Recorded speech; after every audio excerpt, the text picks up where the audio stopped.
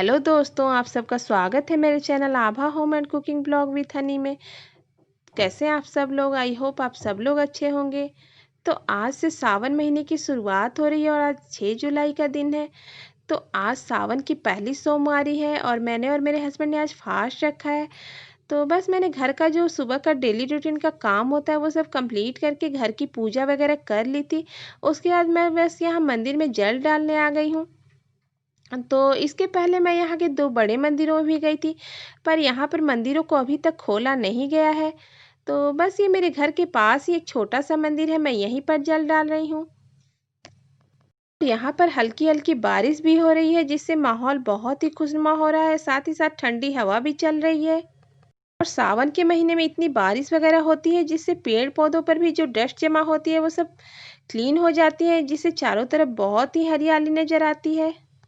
और सावन के महीने को लेकर महिलाएं तो बहुत ही खुश होती हैं। महिलाओं को हरी हरी चूड़ियां लेने का बहुत शौक होता है और सावन में सारी महिलाएं हरी हरी चूड़ियां पहनती हैं। तो बस मैं भी हरी चूड़ियों को लेने जल्दी ही जाऊंगी। तो बस मैंने यहाँ पर अच्छे से अब पूजा वगैरह करके धूप बत्ती वगैरह जला दी है। और पहले तो जब सावन की पहली सोमवारी होती थी तो मंदिरों में सुबह से ही बहुत भीड़ होने लगती थी, पर इस बार ऐसा माहौल है और मंदिर भी नहीं खोले गए हैं। तो बस इसलिए बहुत से लोगों को इस बार घर में ही ये व्रत करना पड़ेगा और सावन की पहली सोमवारी ऐसे ही घर में मनानी पड़ेगी। और अब यहाँ पर मेरे हस्बैंड भी यहाँ पर जल डाल रहे हैं और उनने भी अच्छे से जल डालकर फिर यहाँ पर अच्छे से पूजा वगैरह कर ली है। और इस बार सावन महीने में 5 सोमवार पड़ रहे हैं और जो लास्ट सोमवार पड़ रहा है उसी दिन 3 अगस्त को रक्षाबंधन भी है। और ऐसी मान्यता भी है कि सावन के महीने में शिवलिंग पर जल डालने से इंसान की सारी मनोकामनाएं पूर्ण होती हैं। तो बस इनने भी अच्छे से पूजा वगैरह करके धूप बत्ती वगैरह जला दी है और बस अब हमने पूजा यहाँ पर कर ली है और अब मैं यहाँ पर घर आकर थोड़ा सा फ्रूट वगैरह खा लिया है मैंने। और अब मैं अपनी बेटी की स्कूल की बुक्स लेने जा रही हूँ। तो बस अब बच्चों की ऑनलाइन क्लासेस शुरू हो गई हैं, तो इसके लिए अब बुक्स से ही पढ़ाई होती है, तो अब बुक्स लेना भी ज़रूरी हो गया है। और आजकल बच्चों की पढ़ाई वीडियो के द्वारा ऑनलाइन कराई जा रही है, जिसमें बच्चे और टीचर एक दूसरे को देख भी सकते हैं। तो बस मैं भी यहाँ पर बुक लेने स्कूल में आ गई हूँ और मैं यहाँ नीचे स्कूल के बेसमेंट में जा रही हूँ। हमें बेसमेंट से ही बुक लेनी है। और हर साल तो 1 जुलाई से स्कूल वगैरह भी खुल जाते थे, पर इस बार ऐसे माहौल की वजह से स्कूलों को भी अभी तक नहीं खोला गया है। तो बस अब हम लोग यहाँ पर बेसमेंट में आ गए हैं और मैं यहाँ साइड में खड़ी हूँ और मेरे हस्बैंड यहाँ पर बुक्स ले रहे हैं, क्योंकि एक बार में एक ही इंसान को अलाउ किया जा रहा है। और आजकल बुक्स वगैरह लेने में भीड़ भी नहीं हो रही है, क्योंकि स्कूल वाले 10-12 गार्जियन को ही एक दिन में बुक्स लेने के लिए अलाउ कर रहे हैं। और बस मैं भी यहाँ से बुक्स वगैरह लेकर निकल गई हूँ और हमारी तरफ की दुकानें भी अब थोड़ी-थोड़ी खुलने लगी है।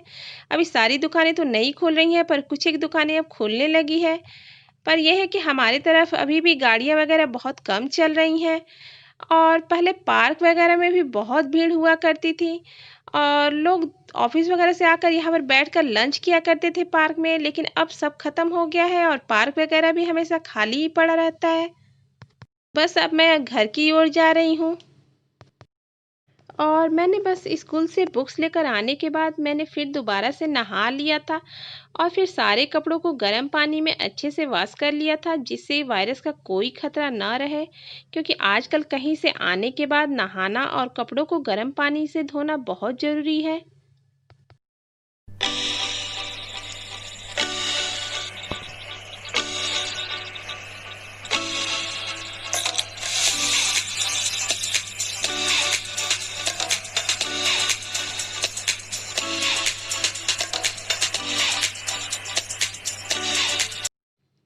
अब यहाँ पर मैं बुक्स वगैरह लेकर घर आ गई हूँ। तो मेरे हस्बैंड अब सारी बुक्स को यहाँ पर सैनिटाइज कर रहे हैं, साथ ही साथ कॉपियाँ भी मिली हैं स्कूल से और उसे भी ये सैनिटाइज कर रहे हैं। तो इन्होंने सबसे पहले ऊपर के बुक्स और कॉपी के कवर को अच्छी तरह से सैनिटाइजर लगाकर उसे सैनिटाइज कर लिया है और फिर उसके बाद उसे 1 घंटे के लिए ऐसे ही छोड़ देंगे। सारी बुक्स और कॉपियाँ सैनिटाइज करने के बाद उसे रखकर साइड में 1 घंटे के लिए ऐसे ही छोड़ दिया है।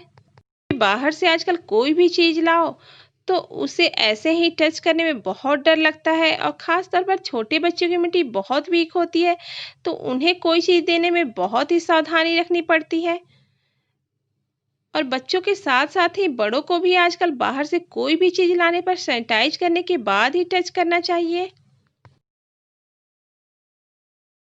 फिर इन्होंने बुक को सैनिटाइज़ करने के बाद 1 घंटे रखने के बाद अब प्रेस को अच्छे से गरम कर लिया है, और उसे गरम करके बुक्स की 4-4 पेज को गैप करके फिर उस पर अच्छे से ये प्रेस चला रहे हैं, ताकि अगर अंदर कोई कीटाणु हो तो वो ख़त्म हो जाए।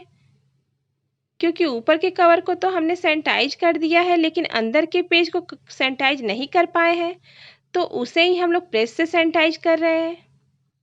और इन्होंने इसी तरह से सारी बुक्स और सारी कॉपियों को अच्छे से सैनिटाइज़ कर दिया है, और फिर उसे सैनिटाइज़ करने के बाद इन्होंने 8-10 घंटे के लिए ऐसे ही बुक्स को एक साइड रखकर छोड़ दिया था।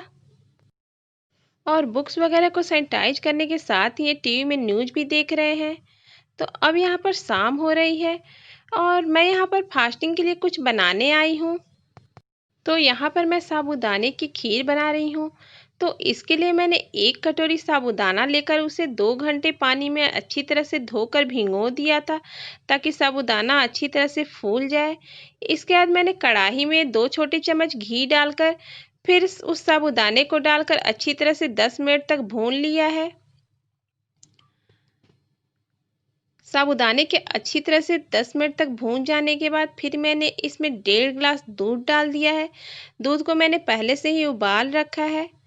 तो फिर मैंने इसमें 1.5 ग्लास दूध डालकर इसे अच्छे से चला दिया है। साबूदाना भून जाने के बाद फिर कढ़ाई में चिपकने लगता है, तो इसके लिए इसे टाइम टू टाइम चलाते रहना है कि ये कढ़ाई में नीचे लगे नहीं। और ज़्यादातर लोग फास्ट में साबूदाना ही खाना पसंद करते हैं। साबूदाने में कैल्शियम, आयरन और विटामिन के भी होता है, जिससे आप दिन भर फुर्तीले बने रहते हैं।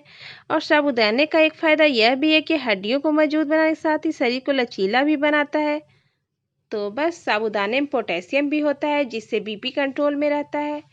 तो मैंने यहाँ पर इसे अच्छे से चला लिया है, और इसे थोड़ा गाढ़ा होने तक पकाना है।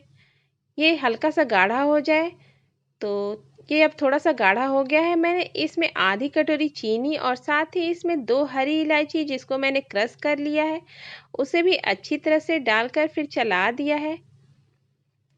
इसे थोड़ी थोड़ी देर में चलाते रहना है। और इसके बाद फिर मैंने इसमें थोड़ी सी किशमिश डाल दी है, इसे भी डालकर मैंने अच्छे से चला दिया है। और इसे चलाते चलाते हल्का गाढ़ा होने तक पकाना है। इसे ज़्यादा गाढ़ा नहीं करना है, क्योंकि ये ठंडी होने के बाद फिर बहुत गाढ़ी हो जाती है। तो इसे थोड़ा गाढ़ा करने के बाद फिर अब मैंने गैस बंद कर दिया है, और बस अभी हमारी साबूदाने की खीर तैयार हो गई है, जो बहुत ही पौष्टिक और हेल्दी होती है। तो ये देखिए, साबूदाने की खीर बनकर तैयार हो गई है।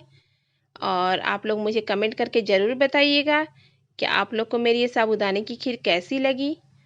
तो अगर आपको आज का मेरा ये ब्लॉग और ये वीडियो पसंद आई हो, तो इस वीडियो को लाइक करें, चैनल को सब्सक्राइब करें, शेयर करें, और साथ ही बेल आइकन को प्रेस कर दें, ताकि आपको और मेरी आने वाली नई वीडियोज़ की नोटिफिकेशन भी मिल सके।